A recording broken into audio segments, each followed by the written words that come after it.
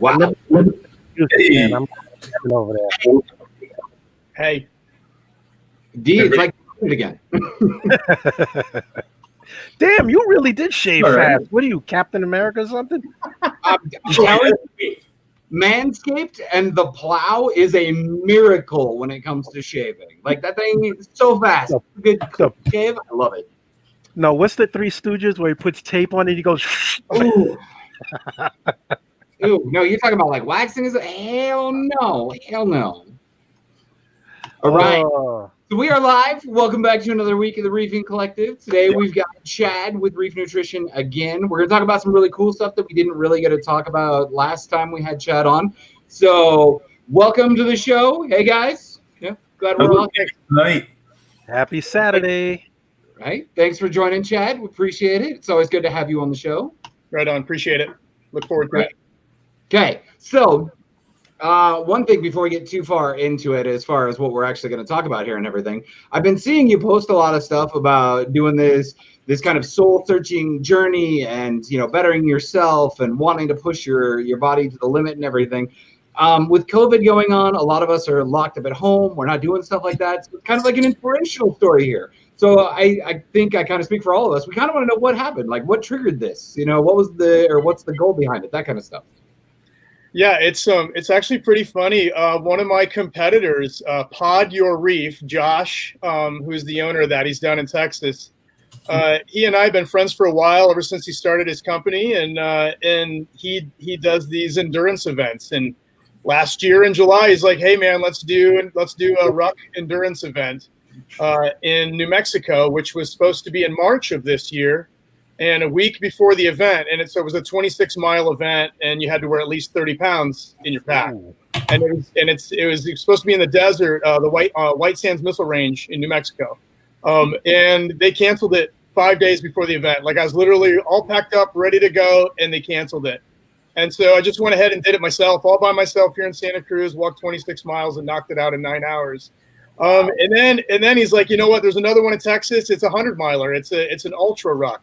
And I was like, let's do it. You know, I've been training for a year. And so I decided, you know, why not keep going and try it. So yeah, it's a 3-day event, and I'm doing 40 miles the first day, 40 miles the second, and 20 miles the third. And it's not going to be a walk in the park. It's going to hurt for sure. That's why I'm training really hard. But yeah, dude, talk about something to keep your mind off of this madness, you know, because California, we've not just COVID, but we've had fires. I mean, it has just been a nightmare. And homeschooling kids, and, you know, people here, they're tuning in, they know what this is all about. Everybody's experiencing, you know, some kind of hardship. So it's kind of nice to have this to you know, detach from reality and from the politics and all of the, you know, the whole thing that's going on, and just, you know, get within, you know, look within, and it's been great. It's a lot of training, and it's not going to be easy. And I'm going to like totally, you know, talk about it and do Facebook Lives and stuff all the way through the event. There might be a few tears. Well, that's impressive, man. You're doing a 3-day. I mean, my top is about 25 miles, and I thought I had broke a record or something. That is a push, man. I'm gonna root for you. Yeah, it's crazy because this event also attracts ultra marathoners. So there's people that are going to be running 200 miles in 3 days. It's just ridiculous. I don't know if any of you guys know David Goggins, the Navy SEAL. He's an ultra marathoner, and he wrote a book, and it's super inspiring stuff, and it just teaches you how to push through the pain and fight. Oh, you're gonna push through some pain, baby. I'm standing out of my toes. It's gonna be rough, but you know, that's definitely motivational, though. I mean, yeah, you had some adversity, you overcame it, and now you want to take yourself to the next level. That's huge.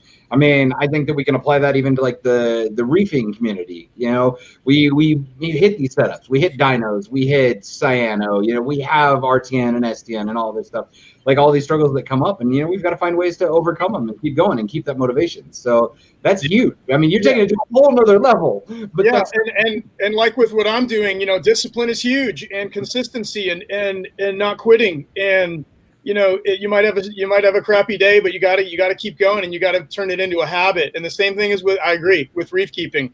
you got to make it a habit to do water changes, to clean filters, to prevent lazy ass reefer syndrome. You know, you got to do these things or animals die. We all know it. We all know what happens. Yeah. And of course, sometimes, you know, things happen that are out of our control, like a heater, you know, nuking a tank, or, you know, not being on all night and nuking a tank. So, you know, it's just crazy how like a $50 heater can bring, you know, thousands of dollars worth of aquarium animals, you know, just kill everything. It's crazy. or for you cheap sons of bees out there that get those $20 heaters, you get what you pay for. Yeah. Remember, you get what you pay for. Yeah, and just like with working out, you know, you just got to take it slow and build, and that's the same with reef keeping. You can't just suddenly throw freaking 80 to 100 corals in a brand new tank the same day. I mean, you can, but that's not advisable. No. People always look for a shortcut. Yes. No, yeah, that's no good. I mean, I personally can admit I suffer from LARS really, really, really bad, which is why I automate everything. So that way I don't have to worry so much about it. But, you know, if you don't have that money tied up in all of this stuff to protect your tank and everything, yeah, you definitely got to stay consistent, stay on top of it, and make sure that you're doing it right. And that's huge. I mean, like I said, that's what you're doing as far as this marathon stuff goes. And it's super impressive. Yeah. Definitely inspiring, you know, given everything that's going on. You know, you're taking the adversity of COVID and all of that and really just kind of knocking it in the teeth and doing what you need to do. Like, that's huge. This COVID's been kicking my ass. Me too. Like myself, I used to be the most active person, and then since all the gyms closed down and everything, it's really took a toll. Like, I know myself, I put a few pounds on, and like I got to get back at it too. But it's just get that mental, you know, space again. Like when I was a teenager, everything working on the farm and working out every day. But it's been nice to actually take a break for a change, and then you get into that mindset where it's like, man, this feels good, but I still miss, you know, my workouts and my runs. Like, I used to do the marathons as well, the 10K runs, the Army runs, all those things. And hopefully in the summer things will be better and get back at it, you know. Fingers crossed. One thing I want to do, and we're going to go into 2021, I want to take the power out of that COVID. I want to take the power out of that name. I want to empower us to get back into the healthy state of mind, you know, healthy mind, healthy body, because a lot of people in this year have kind of fallen out of the hobby because of kind of depression, and it may be an employment situation, and maybe a family member's gotten sick. I want to kind of take the power out of that whole term. I'm not even going to say it anymore.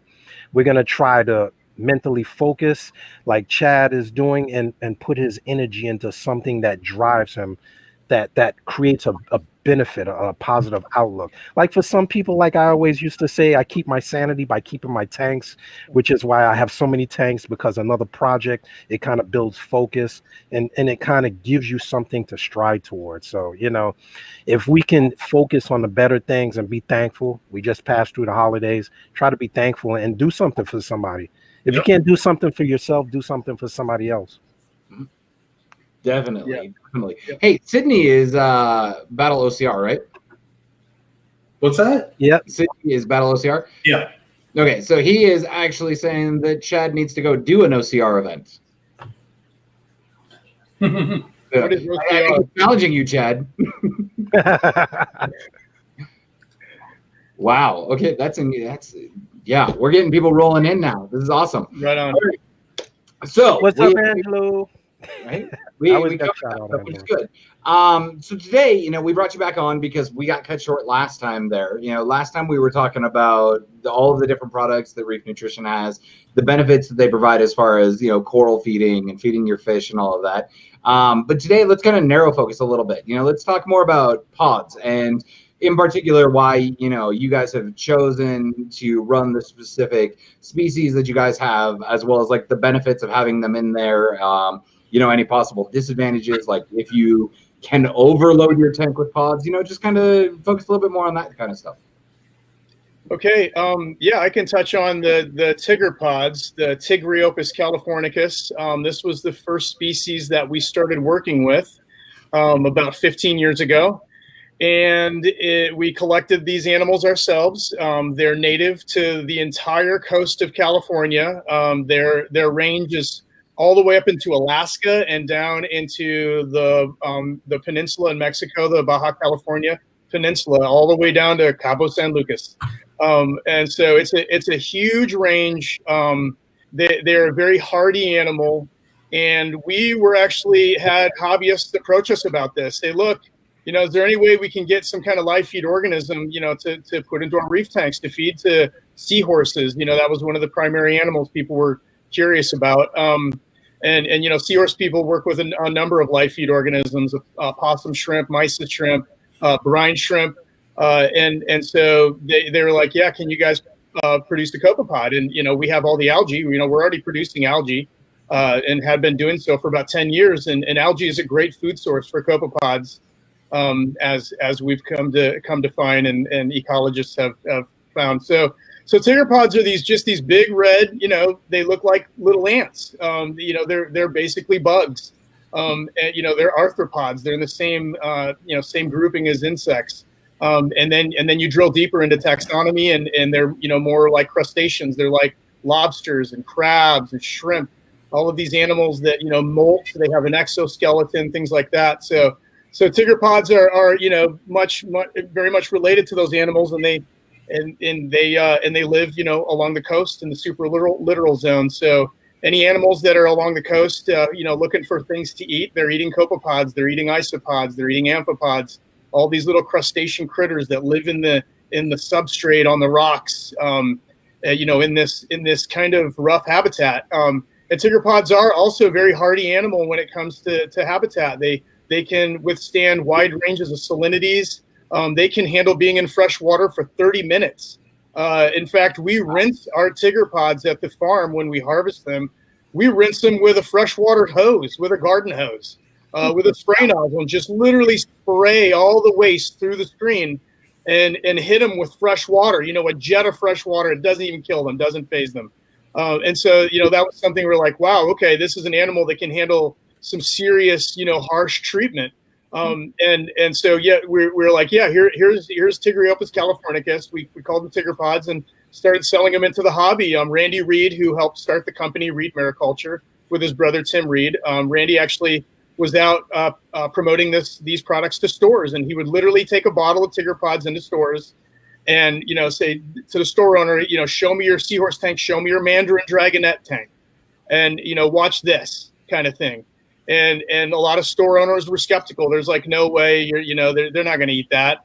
We don't even really know, what they eat. And this was, a while ago when we didn't know as much. And so, Randy would dump the tigerpods in and the mandarins would go right after him. Boom. And then the store owners would be like, all right, I'd like to carry this product. And help people that want to have a mandarin dragonette, keep that mandarin dragonette alive long term. And so, yeah, and it's a big copepod, so it's a good meal for a mandarin.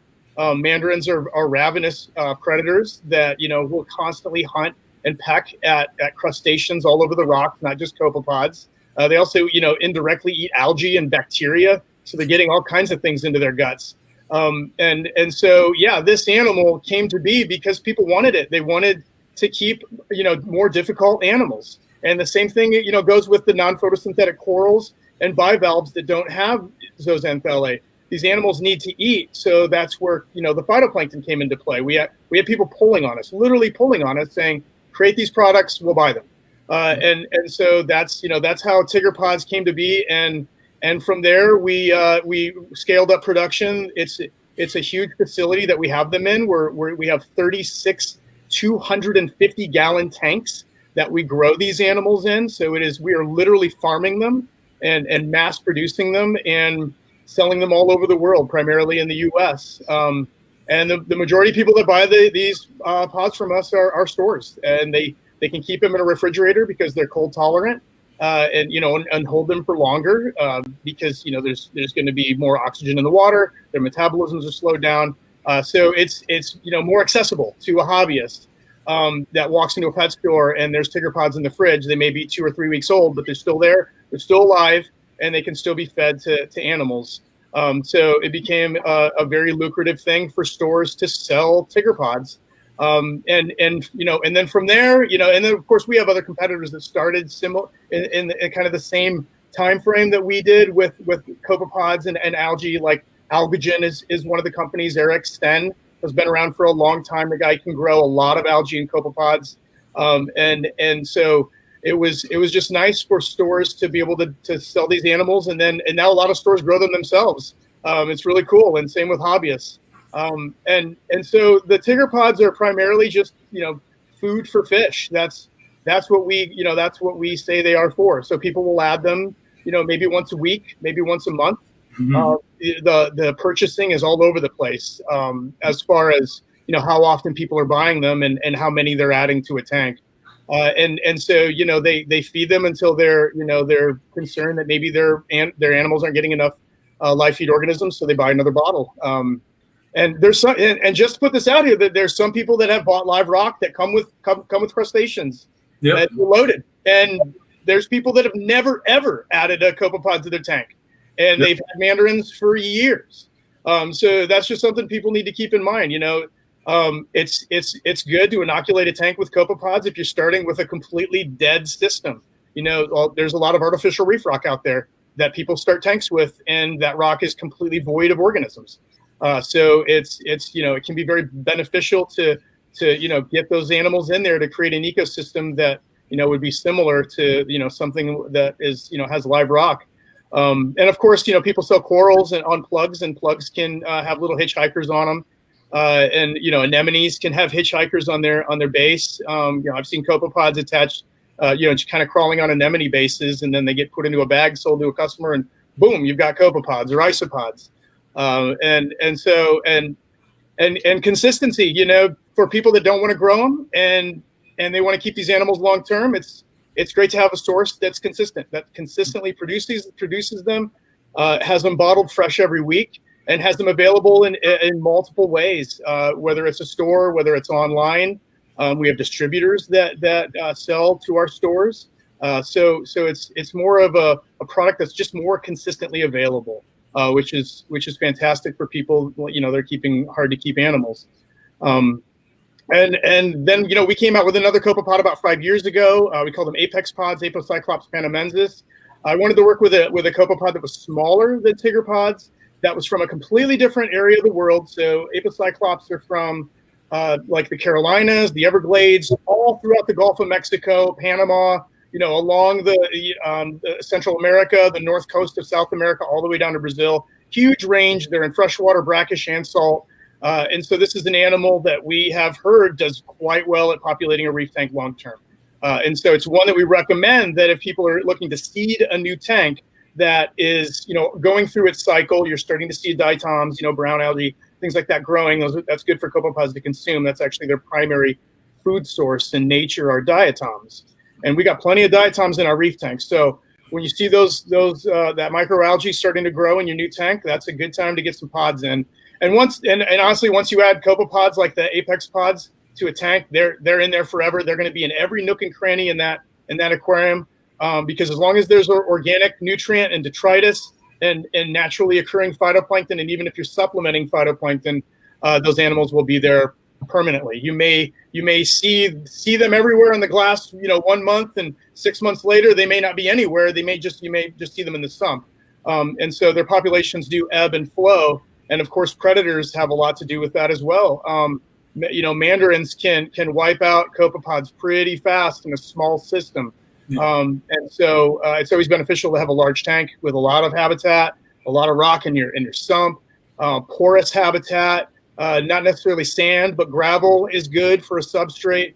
And they will just occupy every little nook and cranny they can. So yeah, there's a lot going on. So we're missing a few comments here. An interesting one that came through, if I can find it again, was what is reef nutrition different than everybody else? And I can answer that one in a real simple one. I mean, it's a quality product, but you go and you look at a lot of the competitors and everything, they've got amazing quality products and stuff. So you can't really differentiate based on that. But what I can say is the customer service. I had a local store here. They were complaining about how they couldn't get anything out. I messaged Chad within 24 hours. That store had an email from Chad. That was huge and just spoke volumes in my book. Where else do you get that kind of response and that kind of customer service? I mean, that's huge. And I mean, I'll support any company that's like that. Just throwing that out there. Right on. Angelo, what's your number one selling product? Tigger pods. Tigger pods, the Yep. bigger ones. Tigger pods are outweigh everybody. Oyster Feast is next. That's our top coral I food. love the oyster And then food. Phyto Feast is third. Yeah. I was mentioning during our last discussion, the oyster feast, I was completely like oblivious to what it could be used for. And I found so many corals fed off that oyster feast. Not only that, but my really smaller clownfish, like trying to put weight on them and trying to get bigger. A lot of times you buy clownfish and they're just out of the infant stage. They love that oyster feast. They kind of went into the water column and everything fed on it. Yeah, it's a very stimulating feed. There's a lot of amino acids and lipids and stuff that it smells like freedom to corals. So It smells like freedom. That's the shield. I love the analogy. That's awesome. I made a topic today in my club there about dinos, and a lot of people are saying adding pods because it'll help fight the dinos. And what do you think about that? As far as something like that goes, it's all anecdotal. So I do know that there are copepod species that aren't common in the hobby that do eat dinoflagellates in the wild, in nature. Yeah. Copepods primarily, the ones that aren't parasitic, the ones that exist in the ocean are primarily feeding on diatoms, phytoplankton. But when there's seasonality with microalgae, and so you get blooms and then there's nothing. And so they will switch over to dinoflagellates and filamentous algae. They'll even eat their own young. They'll go cannibalistic. Yeah. And so it's dog eat dog out there in the ocean. You got to do what you got to do to live. Yeah. And copepods have been around for a long, long time. They're in virtually every aquatic environment on the planet, from the bottom of the ocean up in the mountains in certain areas of the world. And so it's just an animal that is just a huge part of the ecosystem, every aquatic ecosystem. Yeah. Okay. Well, Candles Reef asked a question regarding that, because the question was, is there a recommended amount on how many bottles to dose to start a new tank? And I think part of that may be affected by what they plan on putting in the tank. Like, are they trying to start feeding like a mandarin, or is just a question. I know I had the question because I take this bottle and I don't know if I need 3 bottles, 2 bottles. How do you determine that? Yeah, that's a tough one. So typically a hobbyist that buys from us directly will buy 2 bottles per 50 gallons. And if you're starting a new tank and you want to promote a pod population, yeah, you definitely want to wait before you add predators like wrasses and dragonettes, and just let the pods just reproduce and grow. Apocyclops, once they hatch, they can mature. They can become sexually mature in about 2 weeks. And then from there, the females can just produce scores and scores of copepods. And so it's the kind of thing where you just have to wait it out, be patient. Unless you have a tank that's super seasoned and you've already added pods, and then you can get your predator in there. Yeah, but yeah, it's typically with Tigger pods, people will do 1 or 2 bottles per 50 gallons. And with that animal, they're feeding them like every couple of weeks or once a month, and whether it's a subscription or just going back to the local fish store to grab a bottle. Okay. Yeah, I know I added them to my Refugium. That's like my favorite thing, to put them in there and let them kind of grow out until I see them really active. Then I kind of stir up the Refugium and get them into the system. Yeah, and that's a good strategy to get them into the Refugium, because it's a smaller water volume and they're packed in more tighter, so they're more likely to bump into each other and reproduce and produce babies and really colonize a smaller volume of water. And then from there, they can make their way up into the display, or you can move rocks around, move a rock up to the display, let them colonize it, move it back down. Yeah. Some people do that with the pod hotels. Pod hotel, yeah, pod loving. Things are wildly popular. Sweet pod loving. What's the life cycle on a tiger pod? Say it doesn't get eaten by a fish. What's the typical lifespan of one just staying in your tank? Yeah, a Tigger pod, Tigriopus, will live about 90 days. Okay. And they typically become sexually mature after about 4 weeks. So that's why the apocyclops are much better at reproducing and populating a tank. And we always sell a variety of juvenile stages and then adult stages. And so there's literally females holding eggs in the bottles. And so you toss them in the tank and those embryos hatch and you've got larval copepods swimming around, you know. Okay. We have another one from here from Candle's Reef. Do filter socks affect pod population? It depends on the micron size. So a larval apocyclops copepod is about 75 to 80 microns. So if you've got a 200 micron, you know, filter sock, they're going to go right through that, no problem. The babies will. The adults can get caught in there. And from what I've heard is that, you know, even though some pods get caught in filter stocks, it's not a significant amount. It's not enough to wipe out the whole tank, because it's not like they're just swimming around like fish do and getting sucked over the overflow. You know, they're in the substrate. And so it's whatever is getting caught in the stock is typically not going to be massively detrimental to the population. True. Like myself, I run filter socks. I'll turn them inside out, and if I see a bunch of little guys or anything, I just grab them and throw them back in the refugium. That's what. Right on. Yep. Okay, so people are wondering about boys back in there. Yeah. Right? Mark was asking on whether or not you actually needed to dose phyto, or if the algae in the tank is enough to sustain them. Yeah, you know, it's good to dose phyto if you have corals and filter feeding invertebrates, and the zooplankton benefit just kind of indirectly. And the good thing about feeding phytoplankton from, you know, producers like us is that these are species of phyto that we actually use to grow the copepods. So they're going to be different than the ones that, you know, just pop up in a reef tank randomly. And so most people that are feeding phytoplankton to their tanks are feeding corals and not necessarily feeding the pods. Okay. That definitely answers that one. Eric was asking about whether or not you can ship Oyster Feast. Yeah, we ship it all over the world. Yeah, Eric's here in Canada. Yeah, I love it. I love Oyster Feast. Yeah. Yeah, so that clarifies. He was wondering more sort of the point, I guess, if you can ship to Canada. Yes, we actually ship to Canada every week. We have a big distributor up there, Reef Hotel, number of stores, and hobbyists buy from us. As long as the hobbyists can, you know, set up a freight forwarder at the border, because, you know, there's all these border, you know, the shipment's got to be handed off to somebody in Canada, and then it's got to get there. And so that's the border is typically where things get kind of mucked up. So a lot of our Canadian customers like to buy from their local stores instead of buying direct, because of, you know, you never know what's going to happen at the border. The package could get held up, and if it does, we just replace it. You're like, hey, buddy, I got a good deal on some pods here. Got what you need here. Got some pods here. Pod pushers at the border. Dale Garcia, how many bottles would I need for a 200-gallon, 90-gallon, and 55-gallon? I know, right? What did you say? Pods. You need what, two jars? Yeah, two bottles per 50 gallons is a good rule of thumb. There you go, Dale.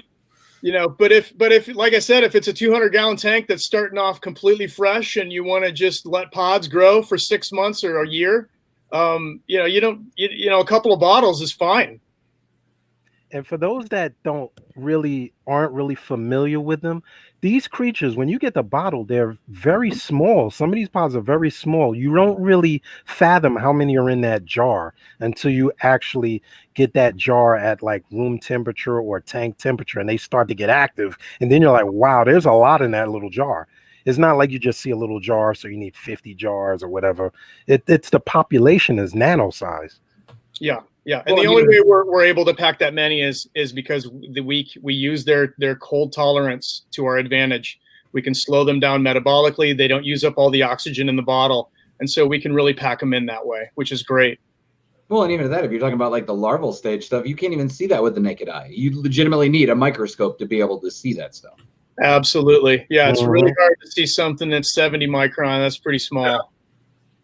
That it is. How many pods can you help, or how many pods can help you get through a 34-hour endurance event? Sydney, come on. Really? Ben, how many do you want to buy, Sydney? Pod pay. It's buying everything these days, so. Right? Right.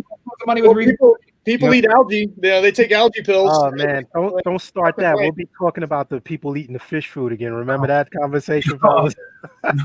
Don't eat the fish food, please. Yeah. Okay. So conversely, though, you've talked about appropriate stocking and kind of the point behind them, but the other side of that is, can you actually overstock a tank with pods? Let's just say I want to spend a boatload of money and go out and buy 100 bottles of pods and throw them all into a tank. What's that going to do?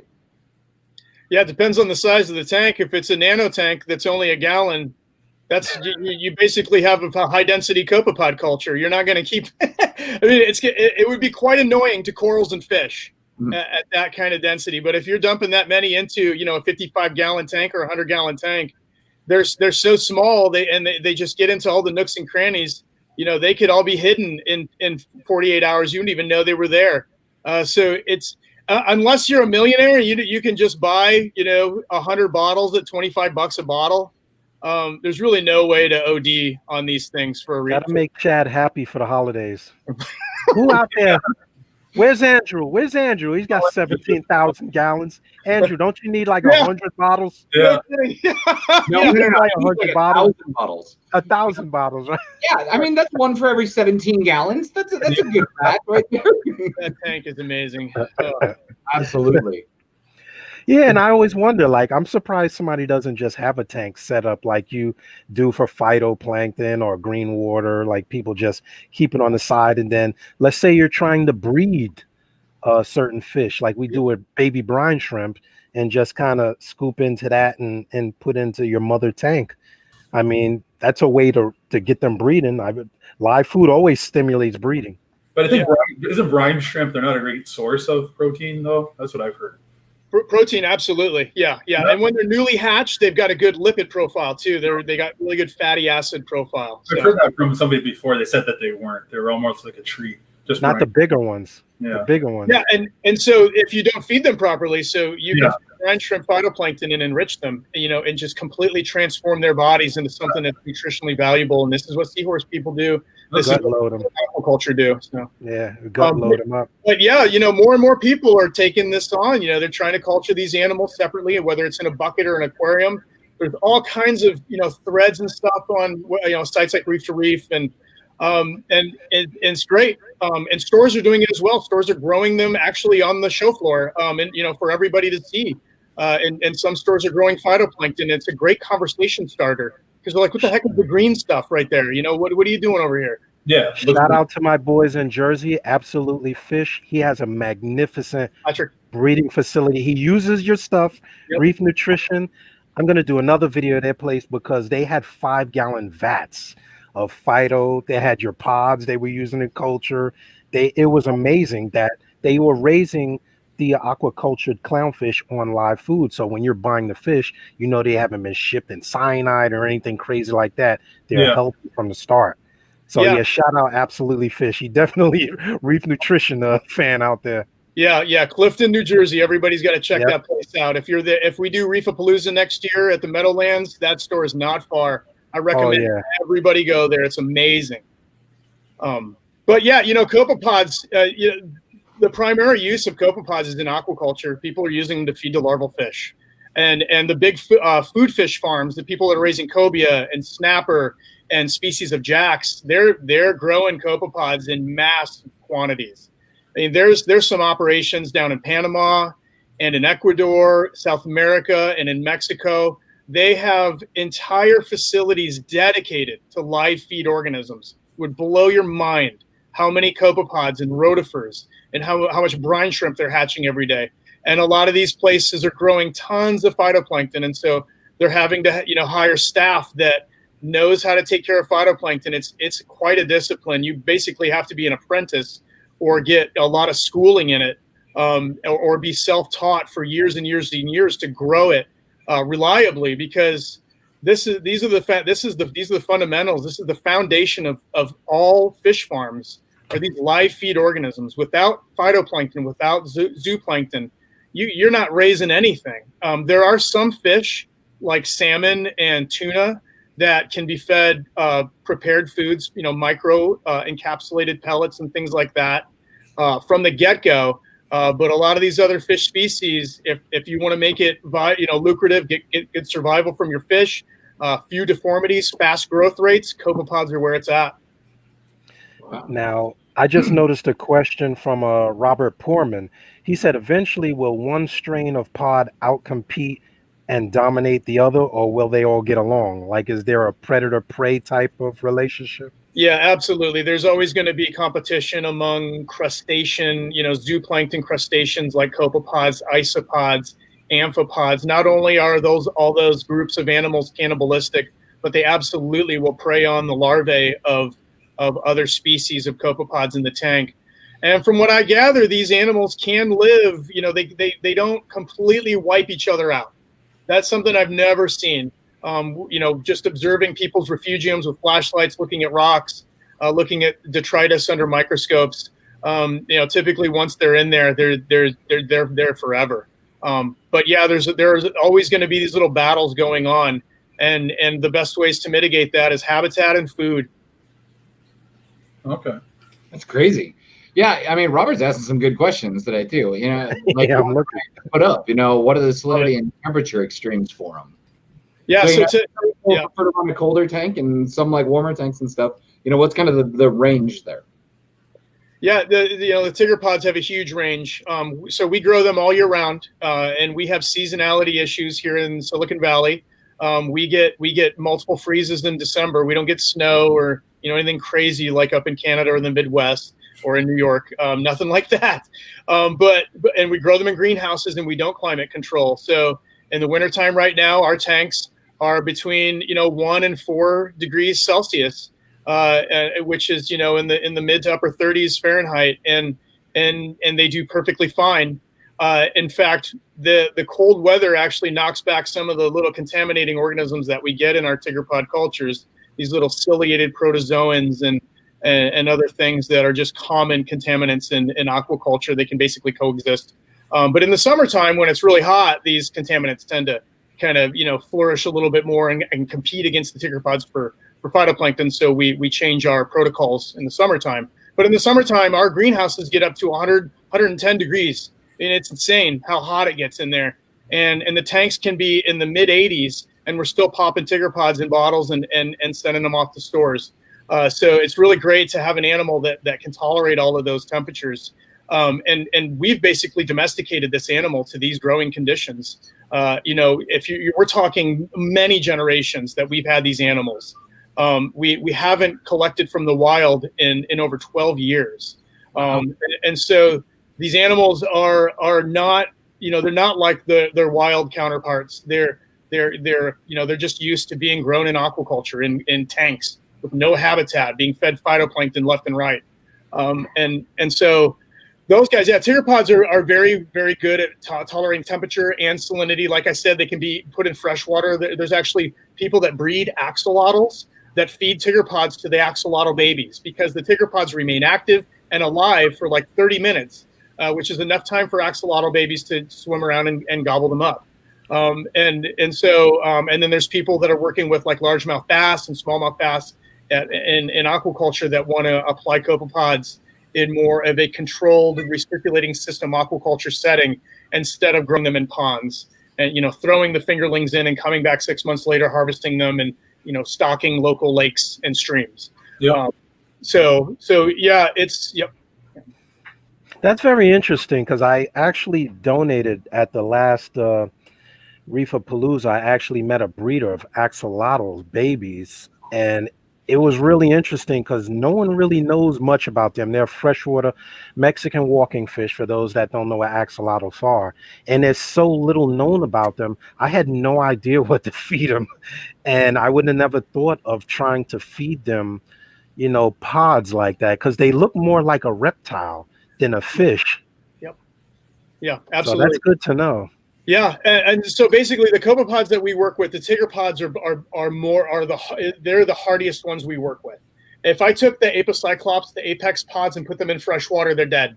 The osmotic, basically their guts just come out of their body. It's pretty crazy. Wow, that's creepy. Same with the calanoid copepod, Parvocalanus crassirostris is the species. That's another copepod we sell only into aquaculture. That one is very sensitive, very delicate. It's an open ocean species that was collected in Hawaii, and we all know in the tropics and things like that, the water is very stable, and so that's what they're used to is really a stable environment. So they don't handle temperature swings, they don't handle salinity swings like tiggerpods do, not even remotely close.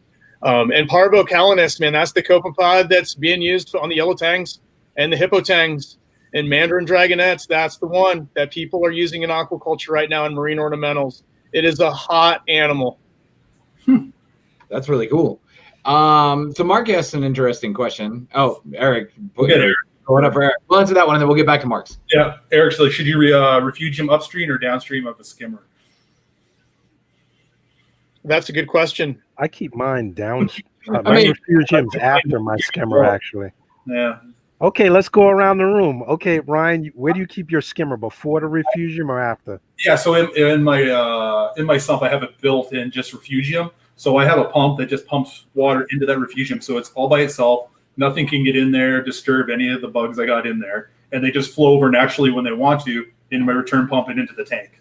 That's how I do it. But it's downstream from the skimmer. Because I always think maybe they're going to get skimmed up into my skimmer. But maybe they don't. They can fight through getting sucked up maybe. Yeah. Sean, I know you're still rebuilding.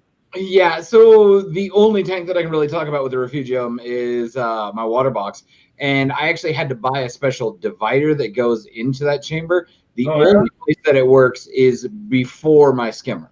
So yeah, before the skimmer. So I may lose some in the skimmer, but from what I've noticed though, unless it's like a larval stage that you can't see, I don't really see any pump in there. That'd be interesting. Shut off the skimmer for like an hour and see if you see anything in the skimmer chamber. I bet you would. That would be interesting because in the smaller phase, those bubbles will probably catch them. Like they're so small. Yeah, that's what I always felt to keep them away from the skimmers, anything like that. Yep. Yeah, my skimmer's first and then fuges after the skimmer. Yeah. Yeah, mine just runs from skimmer right into the refugium. Yeah. And I get all of the and when it stops, I see everything in the bottom of that freaking that refugium. And I keep my UV sterilizer away from that area as well. Like it's all separate, so nothing gets zapped or. I got a dumb question too, Chad. With that being said, because I have it after the skimmer, what I did a long time ago is I actually hatched my brine shrimp in that refugium. I actually had a 2-liter in the middle of the refugium and kind of hatched them with like a flow over. And I used to release the baby brine shrimp into the refugium. I never knew if they really went into the tank, but you would see them in the refugium, like what is it? What they used to call them? Sea monkeys? I guess you used to call them as sea monkeys in the old days. Yeah. But I don't know how long they live in there. Yeah, it'd be hard to keep brine shrimp alive. You really have to you have to feed them, and and they have to reproduce, and they live for a while. They go through multiple stages of development. But it could be done if somebody paid very close attention to it and maybe dosed phytoplankton to the refugium multiple times a day. True. Same thing like Mark said, what a UV, will it harm the pods? I don't think so. I think they're a little bit more durable than bacteria and phytoplankton. I think that they can go and I know some people that have told me they run UV on systems and they see pods everywhere.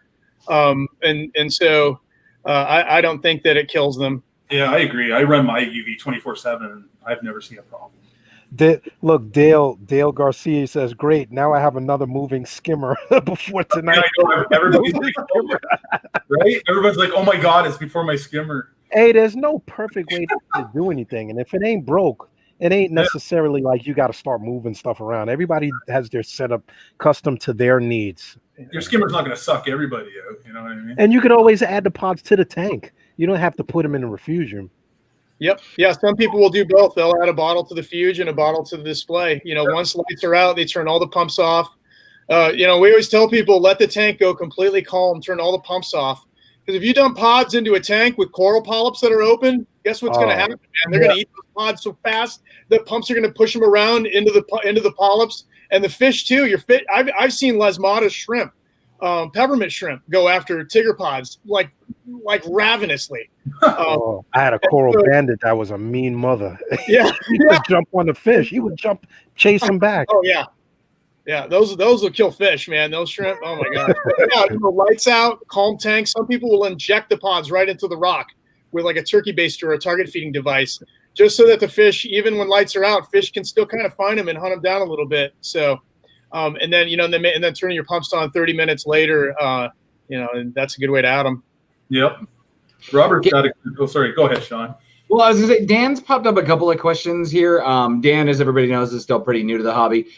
So with pods, Dan, they're not really for freshwater. We were talking about feeding axolotls with them, and that's a very limited, like 30-minute time exchange. Other than that, it's all saltwater stuff. But he did ask before that, though, what kind of products does Reef Nutrition carry that's good for freshwater? Yeah, and so we have dead copepods. We have the Arctopods, which are copepods that are collected in the Scandinavia area. And so we have stores, in fact, Absolutely Fish. They use our Arctopods on their gouramis and their tetras and their barbs and loaches and things like that. And so you can feed a copepod to freshwater fish, a marine copepod. People feed a freshwater mysis to their saltwater fish. So, nutrition is nutrition. I do it. Quality. I do it. Yeah. People, everybody's like, you should feed your fish what they would naturally eat in the ocean. That's going to be pretty hard to do. That's very limiting. And for those of you that are lazy like me, like I don't want to hatch baby brine shrimp. I don't want to set up the space for it. I learned this year that I have killies. They love those little baby mysis, and they will eat those pods. Like, there's some fish. I have the peacock gudgeons. I have some pretty hard to find nano fish. Yep. They discover those animals and they go after them, and they will breed behind that. Yeah, like gouramis and loaches and things. They'll eat copepods all day long. And you know what? There are a number of freshwater copepods in North America. The Great Lakes is chock full of them. And they're in virtually every freshwater environment, lakes, rivers, and streams in North America. The apocyclops, the apex pods that we sell, are in a group of copepods called cyclopoid copepods, and they are one of the most hardy copepods that can be found in North America.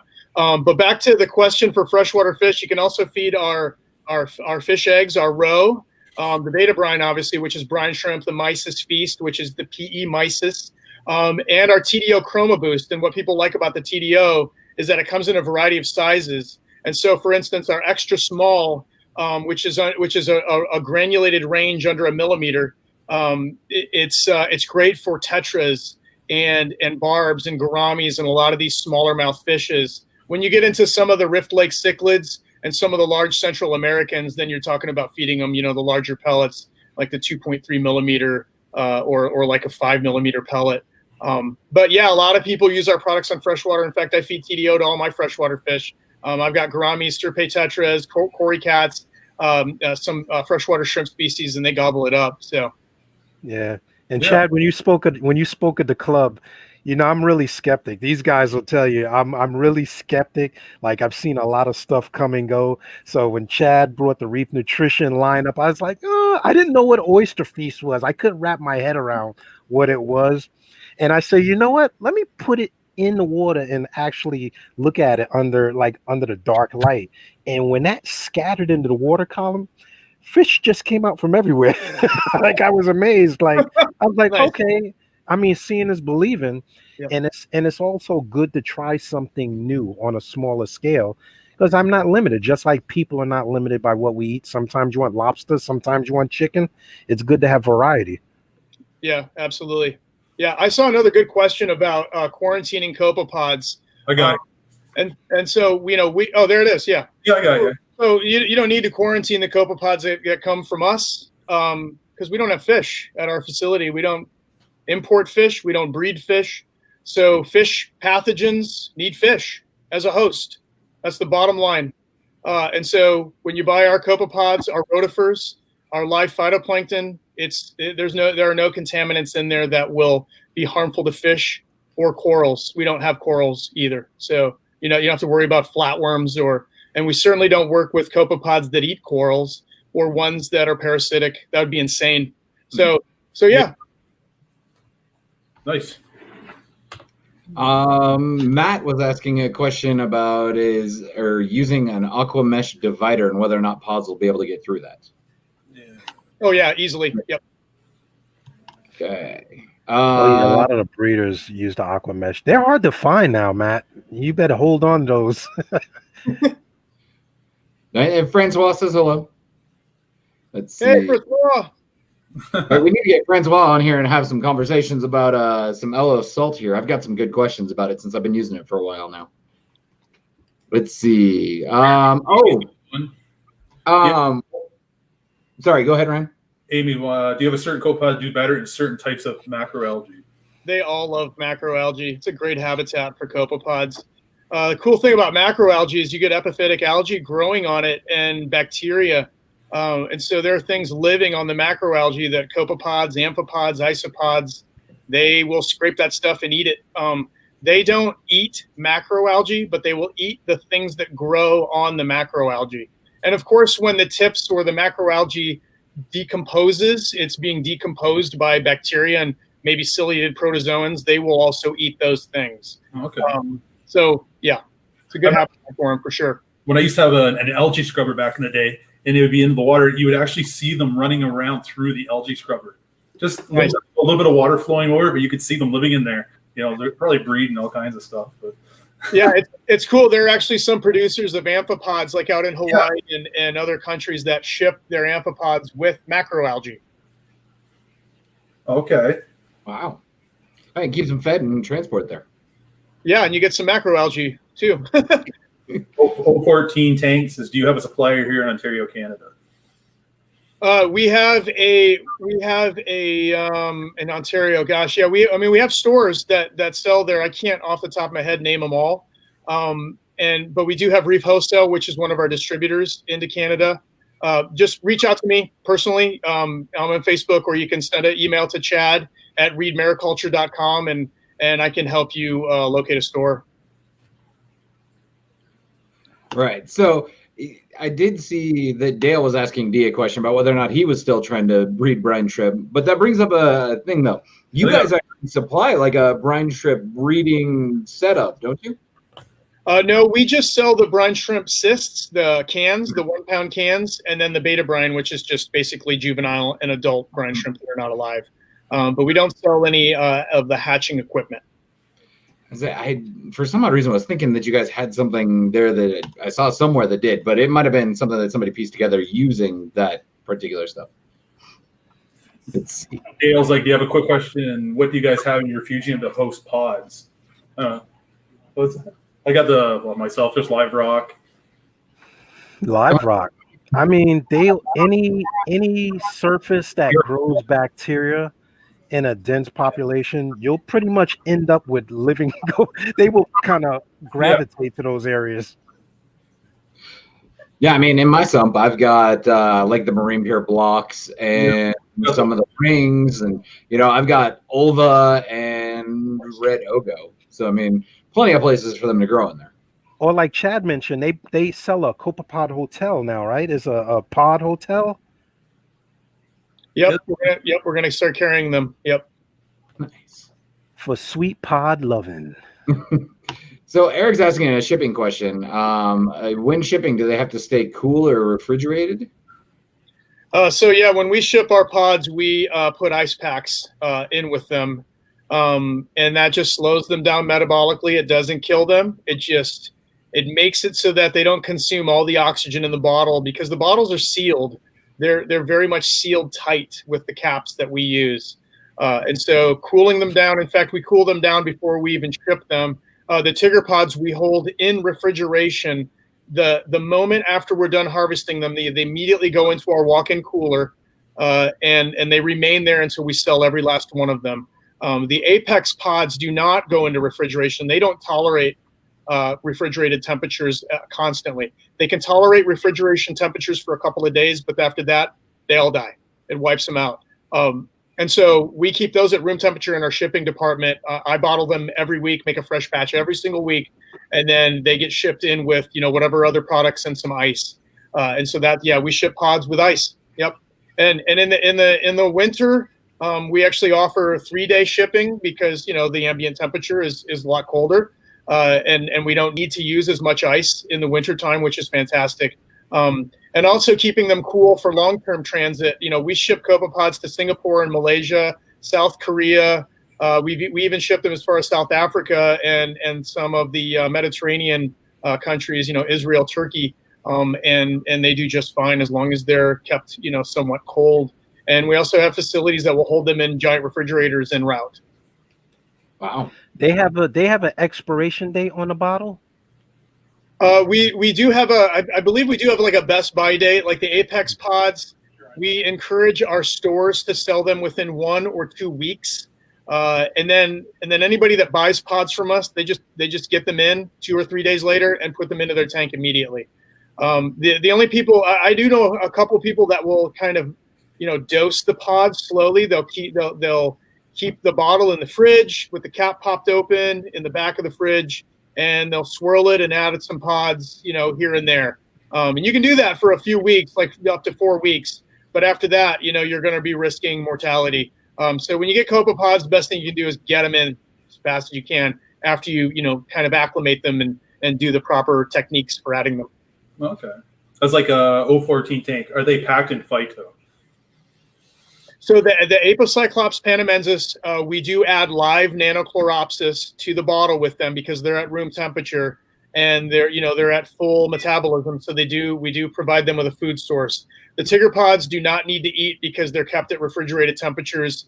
You know, it's almost as if they're dormant, but you know, you can shake the bottle even if it's at refrigerator temperature and they'll pop up, but they'll slowly, you know, drift back down to the bottom.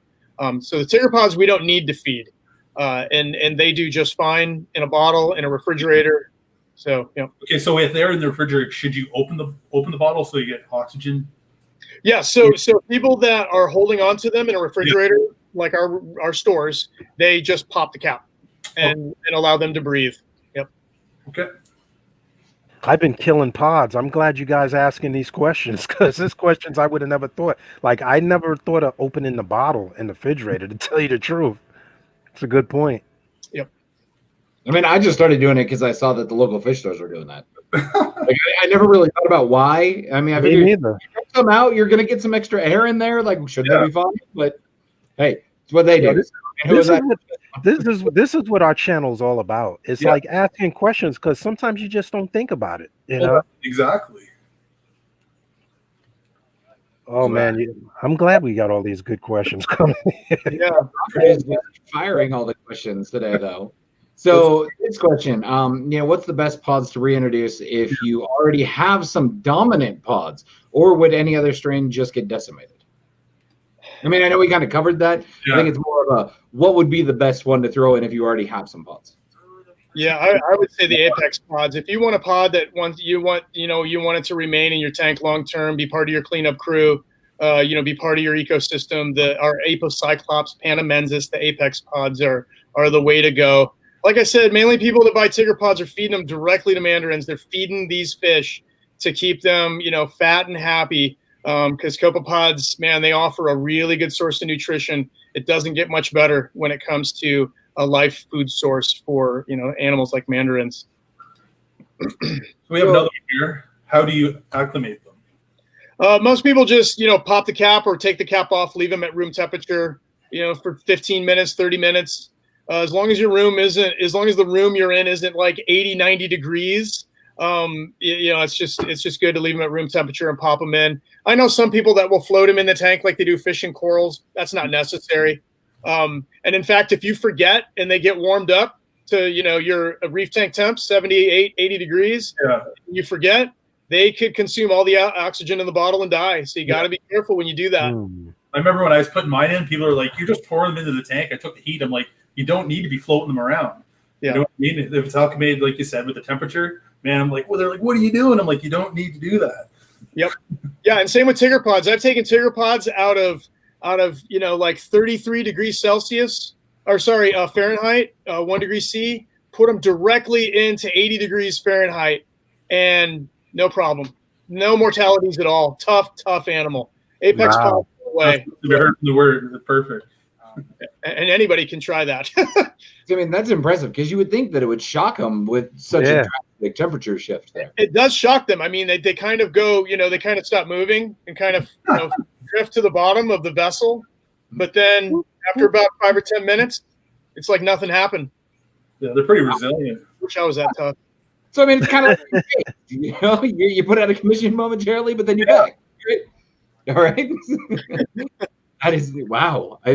That's crazy. What you want to do with the lights off, or like you said, the fish will go right after them even at night. Yep. Well, we're comparing them a lot to fish, so we're kind of treating them like we would treat fish. Exactly. You got to be careful. I think that people just kind of get into the habit of, drip acclimating and temperature acclimating everything before you even add it. Exactly. That's what they eat when people are like, "What are you doing, Ryan? Doing that?" I'm like, you don't have to. It shows you, like, it's perfect. Like talking about this tonight, it'll open up the eyes of people. So when people see this happening, they're not on your case about it. Well, Ryan, if you ask one person how they do anything in a fish tank, you'll get 50 different answers. So that's why we go straight to the horse's mouth. We go straight to the source, because a lot of what you hear on the internet is just one person's way they did it. It may be right or wrong, but at the end of the day, some people just get lucky without having all the information. Yeah, I have the luxury of having spoken with hundreds of hobbyists about this topic, whether it's at trade shows or through our tech support system at Reed Mariculture. And so I've learned quite a bit from just listening to people. It was kind of like when I used to work at pet stores, and people would walk in and say, "Look, I got this problem," and you just listen, you ask questions, you figure out what's going on, you learn from just talking to as many people as you possibly can. So for people that are researching this topic, go crazy. Don't just go to one person and find your information. Look for it everywhere. Go everywhere. Go crazy. Go to Google Scholar and look up academic papers on these animals. Look up their habitats, their lineage, how they were identified, how they reproduced. Copepods are one of the most abundant animals on the planet, and they outnumber us, man. They are just everywhere, and so it's a really cool animal to look into. And many of them are parasitic, and they're just beautiful. There's one that attaches to the eyeball of the Greenland shark and lives its life cycle on the eyeball of this shark. It's crazy. And it's huge. I mean, if you look that up, this copepod is massive. That shark thing. That was creepy. I saw that. Yeah. Could you imagine that? So we got another question from Robert. Can you grow pods in a Paxbellum if you don't have a Refugium? I've heard of them getting in there and doing just fine. I've heard of people pulling out giant amphipods left and right out of that thing. So the lighting and that little habitat isn't a problem for them. I can answer this question directly because I do have a Paxbellum, and yes, they do. They do populate in there. Like, I have both. I run a Refugium and the Paxbellum just in case. I never thought at the time that maybe it wouldn't grow them. But they're in that Cheeto like crazy, and there I am picking them all out and tossing them back in the Refugium again. So they're like, "We're free," and then Ryan. I know, right? Oh no! They just love it in there. They love it. They're in there like Palm Springs in that Paxbellum. They're relaxing, getting a tan. Well, they do. They love it. They're like, we never have to go in the tank now. Yeah. Until he throws them. Wow! I know, right? Yeah, and that's a nice little, like you said, it's a nice little habitat for them, and there's no predators. There's nothing else in there, man. It's like you said, it's Shangri-La for copepods, man. Exactly. It's like the ultimate hotel. Yeah. Totally. I'll definitely go to bed smarter than when I got up this morning. There's a lot of information.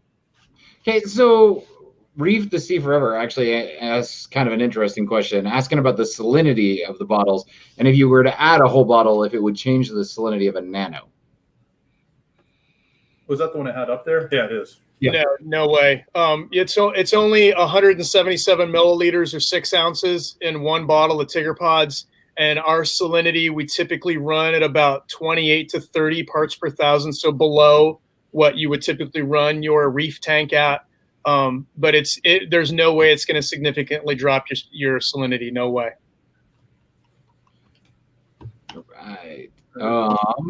Let's see. So we really only have time for like another 1 or 2 questions here before we pick a winner. We don't want to take up all your time, Chad. I mean, this hour went really, really, really fast. So Eric's asking about whether or not it's okay to just add pods right away while using the existing water, rock, and coral in a tank transfer. Yeah, absolutely. Yep, totally. In fact, I did that recently with a reef tank of a friend of mine. We upgraded to a bigger tank, moved all the rock, all the substrate, everything into the new tank, dumped a bunch of pods in. Boom, they were on the glass. You know, you start seeing diatoms on the glass, and you see the pods just scurrying around on the algae. That's got to be super impressive to see. You really people with that eyeball on the shark there. Yeah, the Greenland shark. Look up the Greenland shark and parasitic copepod. Yeah, but at the same time, as when far you as look at it, it's very noticeable, that parasite. yeah, I just looked it up. It's kind of creepy. But no, we said the bad word there with Sydney around. We said shark, so it got him all excited. I didn't have anything to toast. Sorry. That is too funny. I hope you guys that are out there smash that like button because we like that stuff. I had to do it. You had to say it. Smash the like button, people. And check out Reef Nutrition's website. I'm regularly on their website. Not only is like about buying stuff, but there's a lot of information on what the product is. And I think a lot of the questions can be answered there. It's good information on there. Yeah, thank you. Yep. Yeah, I recommend everybody check us out on our website. We just started a new website a few months ago. It's a lot more informative, helps guide people to the products that are necessary for their animals. And also you can check us out on social media, Facebook, Instagram, and I'm very receptive to any questions in Messenger. I'm all over it. I'm all about interacting with hobbyists. I learned this when I worked at pet stores. It's great to really get to know people, get to know what they like, you know, their tanks, where they want to be in 5 years with their aquarium, things like that. So it's fantastic to talk with just the average hobbyist. Wow, Damien, are you talking about you have 35 tanks? I'm super confused about this. I have 35 all in one. Who, Damien? Damien's a man after my own heart. Don't wait for another tank, Damien. Yeah, I'm not sure what he means by that. But I mean, right before that, he has a 35-gallon all-in-one. Yeah. Oh, okay. Now Good translation. Yeah. It's been a long day for me. Okay, that drive from Denver back kicked my butt. Oh, now it's no gallon. That makes a whole lot more sense now. Oh my gosh. But right before that, though, he did ask what's the best type of pod to have. Yes, he did. The best type of pod that we sell are the Apex pods for sure. There you I go. just like the name Apex. It's like a predator. Yeah, I know. Pod I gotta have. Right. You know, it's one of my favorite copepods because it's a crossover species that's being used in aquaculture and the hobby, and it's just it's all that, man. It's on top for me. So it's at the apex of what I see in a copepod. It's at the pinnacle. Yeah, so going a little bit further away from this, I mean, I guess not going too far away, but still keeping in the same kind of ballpark. Yeah, Marquis is asking, you know, what's the best product for clams? You know, it depends on the clam. So if you've got big tridactid clams that are over 3 inches long, you don't really need to feed them phytoplankton. They have, you know, symbiotic zooxanthellae in their tissue, in their mantle.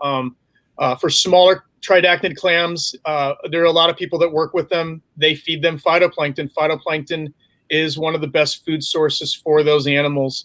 We actually make a blend that we call SD Aquarist that's based on our shellfish diet, which is the same blend that we sell to oyster hatcheries and clam hatcheries and scallop hatcheries all over the world. And so it's very good for bivalves because it's the species that people use in bivalve aquaculture. And so if you've got, you know, ridgeback clams, you know, we call them flame scallops. Those guys do really well on phytoplankton. Jewel box clams, thorny oysters. You can find a lot of cool bivalves in the Atlantic Ocean, not just the Pacific. And sometimes you get, you know, bivalve hitchhikers, clams and things that are growing on reef rock, which is kind of cool. Or a clam growing on a clam. I've seen that before. And so phytoplankton is as good as it gets, and you always want to offer them multiple species of phytoplankton to get that well-rounded diet, because phytoplankton, they have different nutritional profiles. Some of them are very rich in fats. Some of them are very rich in sterols like cholesterol. Some of them have carotenoids, which are great antioxidants. They also enhance pigmentation. Tigerpods get their carotenoids. That red coloration they get, that comes from the phytoplankton. That comes from primary producers. Okay. We get our carotenoids from carrots and blueberries and all that good stuff. Good antioxidants, so good for your body to protect your cells from degradation, and also give your skin a nice little sheen. The phytoplankton, the primary producers, man, that's where it's at for clams for sure, for bivalves. I didn't realize there was that many strains of phyto. I wish I knew. There are millions of phytoplankton out there, and people that actually are taxonomists in the phytoplankton world, they hate like naming phytoplankton or giving them a species because it's constantly evolving, it's constantly changing. One dinoflagellate is so different from like a green Nanochloropsis cell genetically. It's as if it was like an elephant and a snake. They're that different when it comes to certain species of phytoplankton. It's incredible how different they are. I wish I knew you 10 years ago because I had an electric flame scallop and it was a beautiful animal. I did not know what to feed that thing and I watched it deteriorate. And they're so hard to find now. You hear that all the time though with people that get them in. They get them, they live for like 2-3 weeks and then they're just dead. Yeah, I was so upset. It was the other beautiful. thing about those animals is they like to hide. And you got to let them hide. I mean, I had 2 of those that hid in a reef tank that I had years ago, and I thought they were dead and gone. And I went to take down some of the rocks and stuff, and they were right there in my reef rock. I was like, dude, wow! And they were alive, and I was just like, that's cool. I did the same thing, and I moved it and killed it. Yeah, keep plucking them out from where they're hiding and putting them in where they can see them. Don't do that. Don't do that to those animals. I had mussels in there, and it had embedded. I thought it was gone. I thought the fish ate it, and I was stirring the sand. And I hit it like a rock, and it popped back. It shot back like a rocket. I was so mad. I kept pulling it out, and I freaking killed it. We learn. Yeah, it happens though. It happens. All right, so we've covered pretty much the vast majority of these questions that have come through. I'm trying to keep up with them all. Yeah. You just get talking, then there's so many to get behind. It's hard to. Which is good though, because you know what, we're getting the information out there that people want to know. Yeah, like I learned stuff tonight, like phyto. I didn't really realize there's that many different cultures of phyto. Like, how many do you sell there? We work with 10 different species, but like our Phyto Feast has 6 species. Shellfish Diet has 7, and some of our other blends consist of all of them. And then we have single species products. We primarily use the ones that are most popular in aquaculture, the ones with the most beneficial nutritional profiles. That is awesome. Yeah, and it's really cool to learn from aquaculture and apply that knowledge and the organisms to the hobby. There's so much crossover; it would blow people's minds. So one of these last questions, speaking of the phyto, and this is something that we didn't talk about. Out of all the phyto that you guys sell, though, what would be the best type of phyto for the pods? Our Phyto Feast blend is great for Copepods. Yeah, it's a really good blend, and it can be alive or dead. For the Apex pods, I primarily feed them non-viable algae. I feed them the same blend that we offer to our rotifer customers that are culturing rotifers. And so that's something else that people need to know is, the Tiger pods and the Apex pods, they will eat dead phytoplankton. They'll eat live phytoplankton. And a lot of people like to add live phytoplankton to their tanks because it does have the ability to outcompete nuisance algae, which is really cool. And it's a real thing. For a long time, I was super skeptical about it. But I've had store owners come up to me and they're like, I don't know what it is about live phyto in a reef tank, but it keeps it very clean, and it keeps the dinos back. And of course, I've heard people that say they've dosed live phyto and it didn't do anything. But because our tanks are all different on a biological level. Every tank is different. Not everybody has the same bacterial population, zooplankton, fish, corals, all the ciliated protozoans, the microscopic organisms. They're all different. So there's no real one size fits all for that, but I'm a believer. Yeah, exactly. It's like that thread I did in the club today about dinos, about adding pods, adding phyto. Some guys are saying, oh, it works miracles. Some say, oh, it didn't work for me. But like you said, every tank is different, and it's just funny to see how everybody goes at their tank differently when they have an issue. And then everybody's asking for advice, right? Yeah. And it's really cool to kind of go at it with a natural, in a natural way, instead of adding chemicals and doing, all these crazy things, throwing everything in the kitchen sink at your tank to kill dinos. It's kind of cool to try a natural method like that.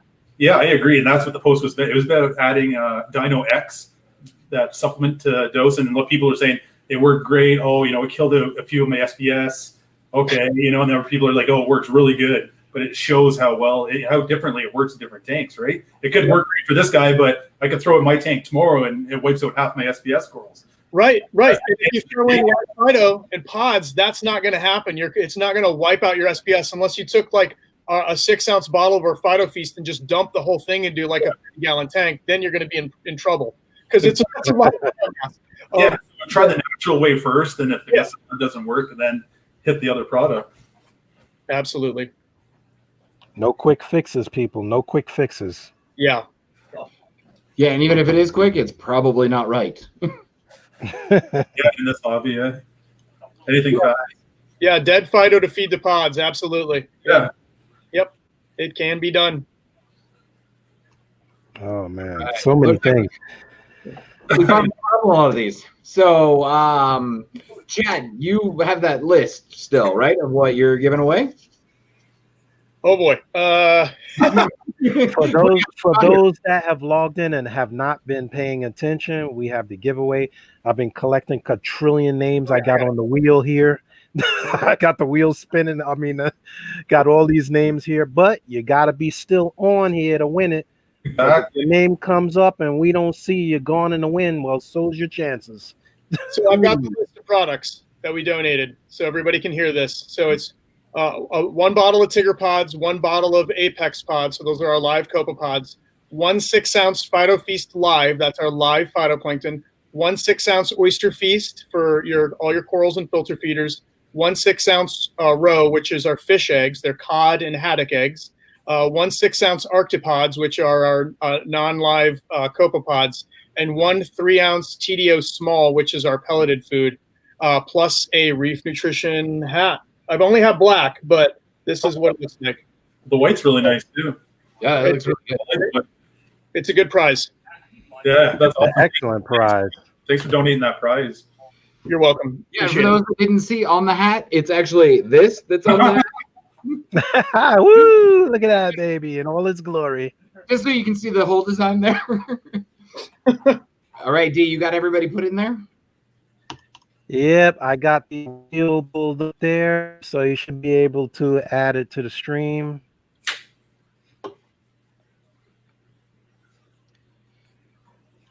All right. Let me know you guys can see the wheel there. You're all over that tonight. All right. Good job. I'm trying. Oh. I had my Flintstones vitamins here today. So I've been monitoring all day, all here. I got all the names here. I'm going to spin the wheel. It's not rigged. Let me just hold this thing here because this thing always drives me nuts. Phil, round and round she goes. Where it stops, nobody knows. I'm putting my hands up in the air so we know it's not rigged here. Hey, we got to upgrade your bootleg internet here because it like pauses and moves and pauses and moves. Oh, that's why I got my hands in the air, And pausing because I got like 3 devices here so I can get all you guys' questions. I got the freaking tablet, I got my phone, I got everything going. So it's slowing down here. It's slowing down.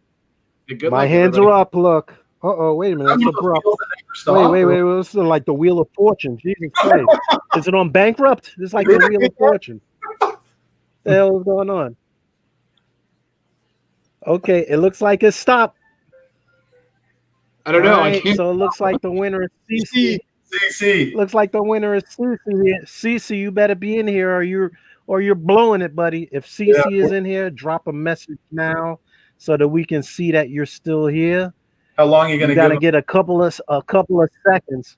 You're gonna get a couple of seconds, man. CC Somebody better I tap him and wake him up. Maybe he's had too much. Maybe he had some beer or something. I don't know. I didn't even see a CC in here. I did. Yeah, CC was asking some questions earlier. Yeah. CC was in there. You got to be. But what do we got? We got a stop clock here. Yeah. We got 10 seconds here, CC.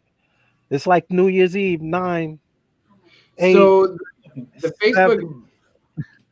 So hold on while you're counting down here. That Facebook user that keeps commenting here, if we can't see your name, we can't put you in there. So you have to actually like tell us who you are. Yeah, in the StreamYard, there's a link. It says to let your username be seen.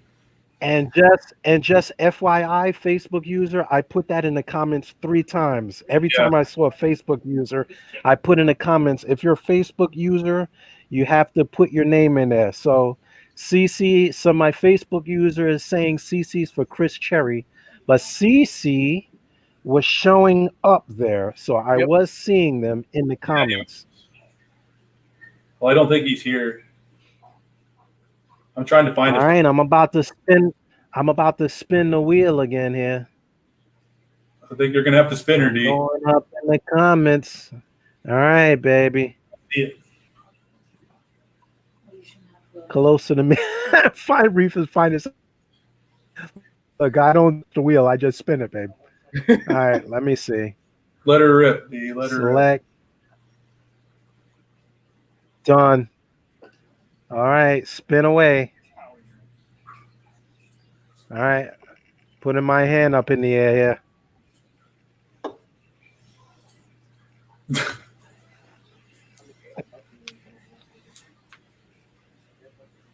Every time it stops, somebody say, that freaking guy's stopping the wheel. I know, right? Everybody, you have to let StreamYard. Here. You got to give StreamYard permission. Amy's like, CC is going to be pissed. I'd be pissed too. That's a sweet giveaway. CC is going to be pissed. Oh. Yes. Robert Poorman. Robert, are you in the house? I know Robert was in there for a long time. Yeah, he was asking a lot of questions. Yes, a Robert, lot of good ones. if you're in there, just say that you're in here right now, baby. I want to see somebody claim this thing because it's freaking awesome package. I know. Good luck again. Robert, are you in here? Robert. He asked a lot of questions tonight. Like, hopefully he didn't back out already. Yeah, he did. 6 minutes ago. Maybe Robert went to the can. Maybe he went to the can. I hope he took his phone in the can. Right? CC left at 9:38, Mark says. All those Facebook users, they have to let StreamYard have permission to show their names. Mike, you're too late, baby. Is it too late? We done spun the wheel twice already. Oh man, this is. Oh, there he is. Oh man, come on, man. There he This is. is killing. Hey, Robert. Woo! Robert, you are a winner. You're going to have to messenger us, Robert. I wish I could shoot the fireworks off again. But once again, I can't say it enough times. You got to give permission for your name to show up in the stream to StreamYard when you log on to the stream. Even if you go through YouTube and you see your name says Facebook, put in the comments because I'm looking. And when I say, if I see a Facebook user, I say leave your name so I can add it to the wheel. So congratulations, Mr. Poorman. And that is a good reward because Rob asked a lot of questions. I learned something today, that's for sure. Yeah, I learned lots too. Definitely. Another thing is too, if you are on YouTube, it will give you your handle or wherever your username is on YouTube, and you don't have to go through the StreamYard, if that helps. Congrats, Robert. Yeah, that was pretty. Thank you, Chad. Thanks, Chad. I love when he comes on here. There's always a wealth of information. We've had him in New York. We've had him on here before, and I always learn something every time he comes on here. Great. Yeah, I got to open that bottle in the refrigerator now. I didn't know that. I really did. That is so awesome. All right. Yeah, Robert, reach out to one of us. We'll get all that information over to Chad and get that squared away for you. Other than that, yeah, I'd like to say thank you again, Chad, for coming on. It really is always a pleasure having you come on. Love the inspirational little story there. You know, it's a good little motivator there. It kind of helps people look more towards the future there, you know, especially given what's going on. awesome prize. So thank you. Thank Reef Nutrition and Reef Mariculture for providing that. That's just an awesome little thing to give away. But real quick, before we do all of our spiels here and everything, do you have anything that you want to say before we get off here? I just want to thank you guys for having me on. It's always a fun topic, and there's always some very good questions from hobbyists. And because this is one of those subjects that's, there's a lot of nuances and things to learn. So it's really cool to inform people. And I just wanted to say that, hopefully we have a trade show year next year. And if you can make it to a trade show, I'm going to be at the Greater Niagara show on the Canada side. I'm going to be at all the Reefapaloozas, MACNA, Reef Stock. So please stop by the booth and come see me. Sometimes we bring free stuff, man, free pods. One time to Reefapalooza in New York, we brought 400 free bottles of Tigger pods. Wow. And that's a lot. And I damn sure used them too, buddy. That was awesome. Yeah, and if you have any questions for us, reach out. We got tech support at Reed Mariculture or any of the social media outlets that we're on, Facebook, Instagram. Yeah, appreciate it. I thank you guys so much. And remember to support your local fish store. Right. I mean, I know you were talking in March coming to Denver. Right? Was that March that we were talking about? Yep, March with Reef Stock. Yeah, tentatively it's going to be in March. Yep. In March? Nice. I mean, if that happens, I'll see you there because I will be going. I'll bring my pack. Fantastic. I mean, we need to go. Sean, you better stream it from your phone so we can be there too. I will. We'll do a live. Maybe we can do a live with Sean. We can do a live with Sean or something. It's going to be hard for me to get over those shows. I don't know if it's the border. Well, we'll see. Well, before we tune out, everybody smash those like buttons if you haven't already. Check out BeavsReef, Farm Boy Reef, D from Brooklyn. Check out Reef Nutrition because they got a lot of information. I got like 15 devices over here. I'm looking at Reef Nutrition, and there's a lot of information since they redid the website. So check it all out. Sharing is caring, and be nice to each other. Exactly. Definitely. Before Ryan cuts in here and cuts me off, I got to beat him this time. I'm right on the sugar finish, man. I just want to say, thanks for tuning in. Glad we could, provide you guys with some good information here. Thanks again, Chad, for coming on. Yeah. Guys, stay safe. The holiday season gets crazy. People get ridiculous. Stay safe. Enjoy that family time. Hopefully you get a little bit of a break. Everybody stay healthy. Try to avoid getting sick. And we'll be back next week with another interesting topic, I'm sure. Sounds good. And let's root for Chad in this marathon he's running there. We want to take your vitamins, Chad. You get some vitamins in you. Get some vitamin C in you. Amen, brother. Take a picture at the finish line like Rocky. Oh yeah. Well, stumbling, anyways. All right. All right. Yeah, I'm going to hit that trigger, buddy. I'm going to hit that trigger. We're an hour and 30 minutes into this already. Well, thanks for all our viewers for tuning in. It was an awesome show. And thanks, Chad, for coming on the show again. Personally, I learned a lot tonight, to be honest with you. A lot more things I usually would have heard. So thank you. Awesome. Right on, Ryan. Thank you. Have a good night, guys. Okay, bye-bye.